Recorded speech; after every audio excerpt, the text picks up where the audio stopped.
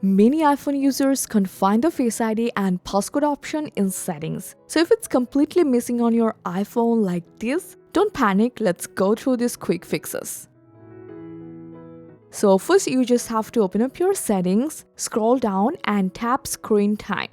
Then go to content and privacy restrictions and here go to allow changes to settings and look for Face ID and passcode option. So here you just have to make sure it's set to allow.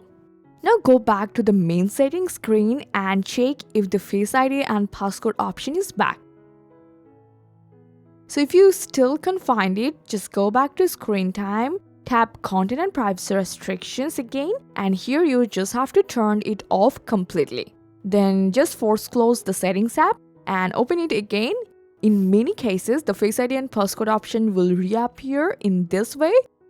So if nothing works, you just have to go to settings, then general and scroll down to transfer or reset iPhone. So here tap reset, then choose reset all settings. This won't erase your personal data, but it will reset all your system settings, which often fixes hidden iOS glitches. And after that, your Face ID and passcode option should reappear on your settings app. So I hope this can help you a lot. Thanks for your time.